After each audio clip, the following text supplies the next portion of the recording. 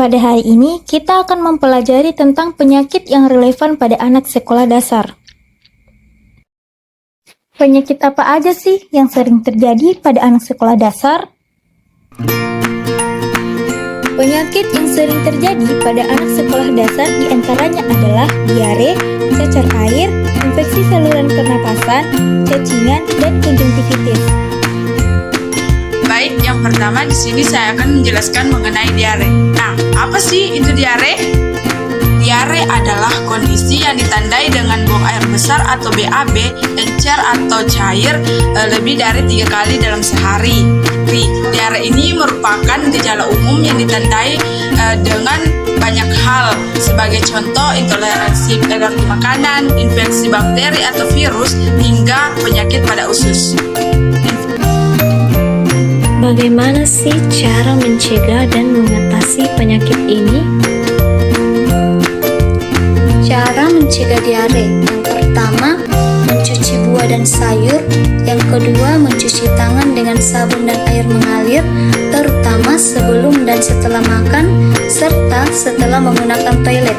Yang ketiga itu, minum air yang bersih dan aman. Yang keempat, menghindari konsumsi alkohol dan kafein. Yang kelima, memastikan makanan disiapkan dan disimpan dengan cara yang higienis. Cara mengatasi diare pada anak: pertama, memperbanyak asupan cairan. Yang kedua, penggunaan Oralit. Yang ketiga, menu makan berat. Yang keempat, konsumsi probiotik. Yang kelima, mengonsumsi teh herbal. Nah, penyakit yang kedua yaitu cacar air. Cacar air. Cacar air atau varicella adalah infeksi yang sangat menular yang disebabkan oleh virus varicella zoster. Hampir setiap anak pernah mengalami penyakit yang disebabkan oleh virus varicella zoster ini. Penyakit cacar air cukup sering terjadi di sekolah dan dapat bertahan dari 5 sampai 10 hari. Saat terkena cacar air, biasanya anak akan rentan mengalami demam, sakit kepala, dan hilang nafsu makan. Kemudian, timbullah ruam atau lenting berisi air yang sering terasa gatal. Cara mencegah cacar air: yang pertama, vaksinasi cacar air. Yang kedua, hindari kontak dengan penderita. Yang ketiga, asupan nutrisi seimbang. Cara mengatasi cacar air: yang pertama yaitu minum obat penurun demam dan gatal seperti parastamol. Yang kedua, minum obat antivirus seperti klorofil sesuai dengan resep dokter. Yang ketiga, istirahat yang cukup. Yang keempat, makan makanan yang bergizi seperti buah-buahan, sayuran hijau, telur, dan ikan. Yang kelima, minum banyak air putih untuk mencegah dehidrasi.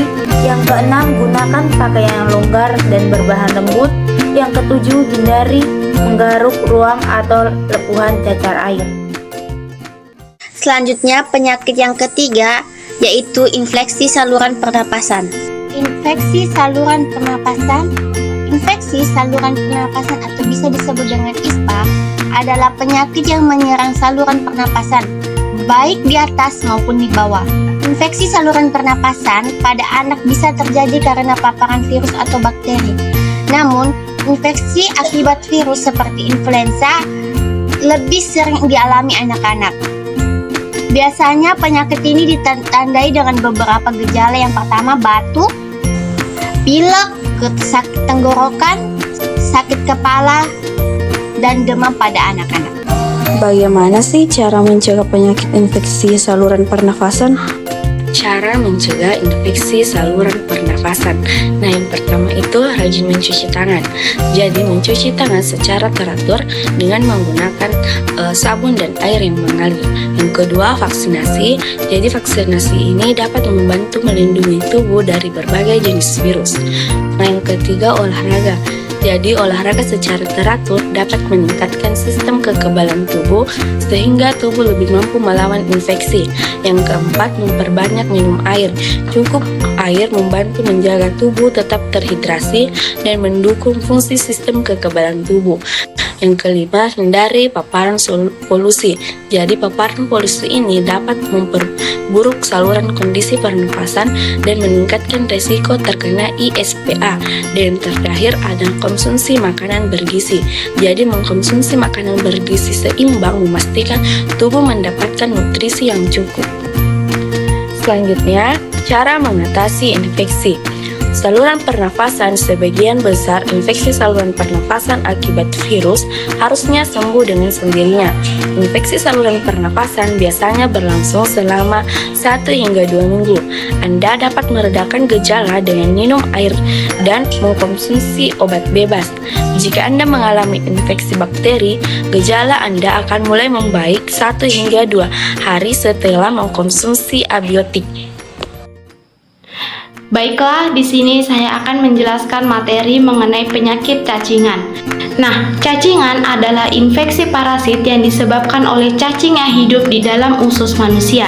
Cacingan biasa terjadi pada anak-anak di bawah usia 10 tahun. Penyakit ini terjadi karena telur cacing masuk ke dalam organ tubuh melalui makanan atau permukaan benda yang terkontaminasi, seperti saat anak bermain dan jajan sembarangan. Bagaimana sih cara mencegah cacingan? Yang pertama, menjaga kebersihan diri dan juga kebersihan lingkungan. Nah, yang kedua, menjaga kebersihan makanan dan air bersih. Yang ketiga, imunisasi dan pemberian obat cacing. Nah, selanjutnya saya akan menjelaskan bagaimana cara mengatasi cacingan pada anak. Nah, cacingan pada anak sekolah dasar dapat diatasi dengan obat cacing dan pola hidup bersih. Pertama, berikan obat cacing sesuai dengan dosis dan petunjuk penggunaan dari dokter.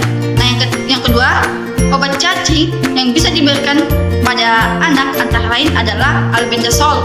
Nah, yang ketiga, berikan obat cacing kepada anggota keluarga yang serumah untuk memutus rantai penularan.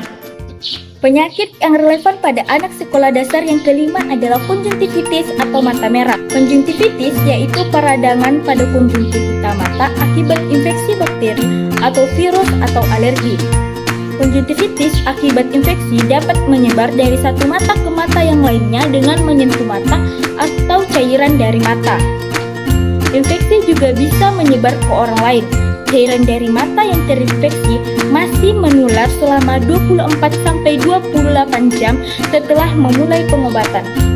Baik, di sini saya akan menjelaskan tentang cara mencegah konjungtivitis. Nah, yang pertama, jaga kebersihan tangan dengan sering mencuci tangan. Yang kedua, hindari menyentuh mata. Yang ketiga, jangan berbagi handuk atau waslap.